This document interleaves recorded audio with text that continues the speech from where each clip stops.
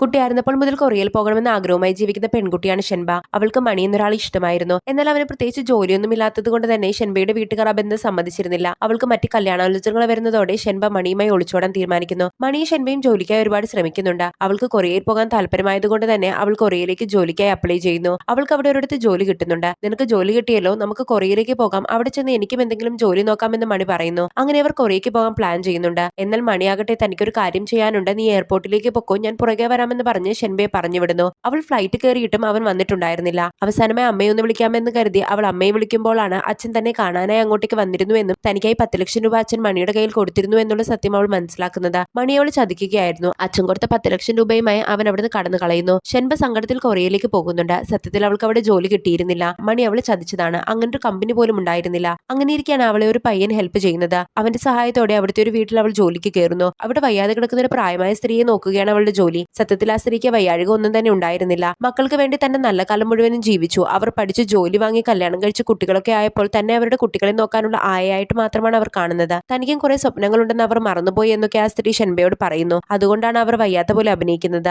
അവർ തമ്മിൽ ഒരു നല്ല സൗഹൃദം ഉണ്ടാകുന്നു. ഒരു റെസ്റ്റോറന്റ് തുടങ്ങണമെന്ന് അവർക്ക് ആഗ്രഹമുണ്ടെന്ന് അറിയുന്ന ഷെൻബയാകട്ടെ അത് സാധിച്ചു കൊടുക്കാൻ തീരുമാനിക്കുന്നു. ആ സ്ത്രീയും ഷെൻബയും അവളെ ഹെൽപ്പ് ചെയ്ത് ആ പയ്യനും ഒരുമിച്ച് റെസ്റ്റോറന്റ് തുടങ്ങുന്നു. ഗ്രാനീസ് കിച്ചൺ എന്ന് അവർ അതിന് പേരിടുന്നുണ്ട്. ഒരുപാട് ആളുകൾ അവിടേക്ക് വരികയും ചെയ്യുന്നു. അങ്ങനെ ഇരിക്കുകയാണ് ആ അമ്മയുടെ മകൻ അവർ അഭിനയിക്കുകയാണെന്ന് മനസ്സിലാവുന്നത്. അങ്ങനെ ഒരു ചോദ്യം ചെയ്ത് വഴക്കാവുന്നതിനിടയ്ക്ക് അവർ ബോധം കെട്ട് വീണ് ഹോസ്പിറ്റലിലാവുന്നു. ഷെൻബ ആ അമ്മയെ കാണാൻ പോകുന്നുണ്ട്. അതിനുശേഷം നാട്ടിൽ ഉരുളുപൊട്ടിയെന്നറിഞ്ഞ് അവൾ നാട്ടിലേക്ക് പോകുന്നു. തന്റെ അച്ഛനും അമ്മയും സേഫ് ആയിട്ടുണ്ട്. അവരെ വിട്ട് താൻ ഇനി പോകില്ലെന്ന് കരുതി ഇരിക്കുമ്പോഴാണ് കൊറിയയിൽ നിന്ന് സുഹൃത്തുക്കൾ എല്ലാവരും കൂടെ അവളെ കാണാനായി നാട്ടിലേക്ക് വരുന്നത്. അവളെ കണ്ട് അവളുടെ വീട്ടിൽ വന്ന അച്ഛനെയും അമ്മയും ഒക്കെ അവർ കാണുന്നുണ്ട്. അവളെ അന്വേഷിച്ച് അവർ ഇത്രയും ദൂരം വന്നതൊക്കെ കാണുമ്പോൾ അവളുടെ അച്ഛന് സന്തോഷമാവുന്നു. നിനക്ക് ഇഷ്ടമുള്ളിടത്ത് ഇഷ്ടമുള്ള പോലെ ജീവിച്ചോ എന്ന് അവളുടെ അച്ഛനും അവളോട് പറയുന്നുണ്ട്. അങ്ങനെ അവൾ തിരികെ കൊറിയയിലേക്ക് പോയി ഗ്രാനീസ് കിച്ചൺ റീഓപ്പൺ ചെയ്യുന്നു. ആ സ്ത്രീ അവൾക്കായി ഒരു മെസ്സേജ് തന്നിട്ടുണ്ടെന്ന് പറഞ്ഞ് അവളുടെ സുഹൃത്ത് അവളെ അത് കേൾപ്പിക്കുന്നു. നിന്റെ കൂടെ ഉണ്ടായിരുന്നപ്പോൾ ഞാൻ സന്തോഷവതിയായിരുന്നു. എന്റെ മക്കൾ പോലും എന്നെ ഇത്ര മനസ്സിലാക്കിയിട്ടില്ലെന്നൊക്കെ പറഞ്ഞായിരുന്നു ആ മെസ്സേജ്. ഇതൊക്കെ കേട്ട് ഗ്രാനി എവിടെയെന്ന് ചോദിക്കുമ്പോഴാണ് അവർ മരിച്ചു എന്ന് സുഹൃത്ത് പറയുന്നത്. അതോടെ ആ സിനിമ അവസാനിക്കുന്നു.